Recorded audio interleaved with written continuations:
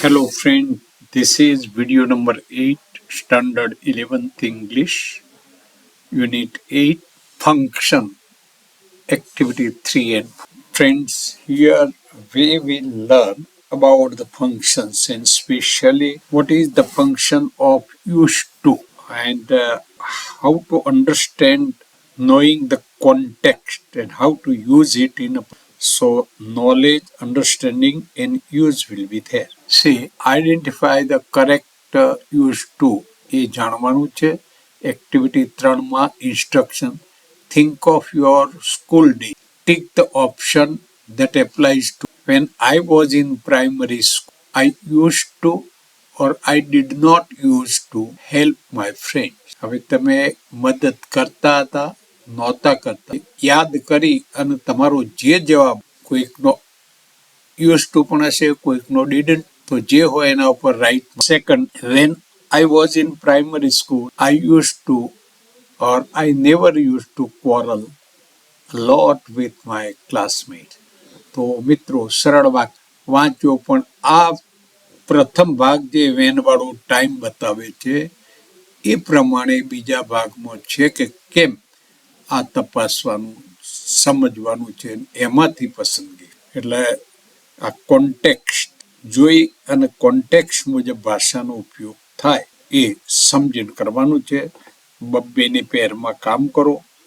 જવાબો તૈયાર થયા પછી તમારા જવાબ ચેક કરવામાં, માનો કે આ યુઝ ટુ હેલ્પ લખ્યું પણ કોઈકનો નકાર હોઈ શકે, આનાથી જુદા ઉલટા જવાબો હોઈ શકે, કારણ કે બધાનું એ સત્ય. અહીંયા માત્ર એક વ્યક્તિના સેમ્પલ. તો મિત્રો અહીંયા આ જવાબો સાથે તમારા જવાબો ચેક કરો, પણ આ જવાબો જ તમારા હોવા જોઈએ એવું નથી. તમારો કોઈ પણ જવાબ હશે. અહીં I use to help my friend એ એમ કહેવા માંગે છે કે હું મારા મિત્રોને મદદ કરતો, પણ કોઈ એમ લખે કે આઈ didn't use to help my friend, તો એની એ ટેવ હતી જ ને, એ કરતો નહોતો, એમ એનું ઇન્ટરપ્રિટેશન થાય. મિનિંગ એ રીતે, એટલે જે કોન્ટેક્સ્ટમાં જે વર્બ વાપર્યું એ પ્રમાણે અર્થ સમજ.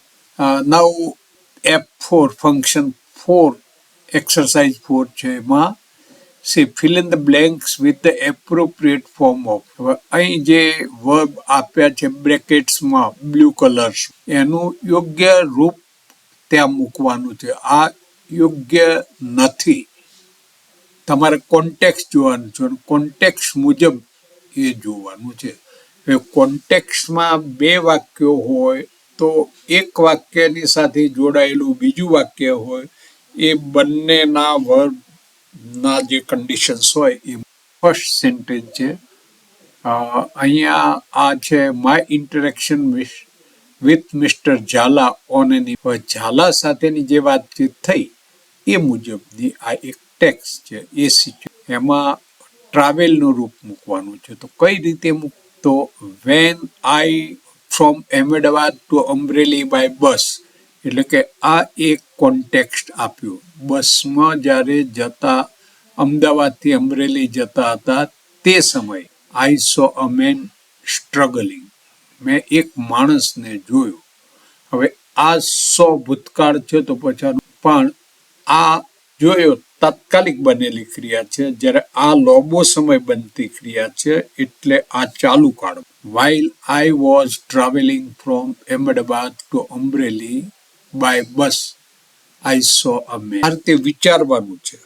ખાલી કોઈ કહી દે કે આનો જવાબ આ આવે, કે લખેલું જોઈ લો કે આ છે, એમ લખી નાખવાથી માનસિક વિકાસ થતો નથી, ભાષાનું લેંગ્વેજ અચીવમેન્ટ થતું નથી. આવું વિચારવું પડે, એના કોન્ટેક્સ્ટમાં જ લેંગ્વેજ. આ મેન સ્ટ્રગલિંગ, સ્ટ્રગલિંગ કરતો માણસ. શેનું સ્ટ્રગલિંગ? તો કોઈ ક્રિયા. અને આ સ્ટ્રગલિંગ આઈએનજી વાળું રૂપ છે, તો એના પછી ક્રિયા અહીં સો આવી છે ને અહીંયા છે તો ટુ વાળું રૂપ આવશે. એટલે ટુ બોર્ડ ધ બસ, બસમાં બેસવું. With one leg. He was well built with an athletic body. His eyes shone like fireballs. He came and sat next to me when I asked how he lost your આ પાછો context. તો અહીં lost past tense છે તો આઈ told એ પણ past tense નો આવે. આઈ past છે આ આપ્યો છે, મેં બતાવ્યું છે રીડ થી. રેડના આધારે તમે આનું નક્કી કરી. આનો અહીં પણ આધાર મળે તો યુઝ ટુ થશે.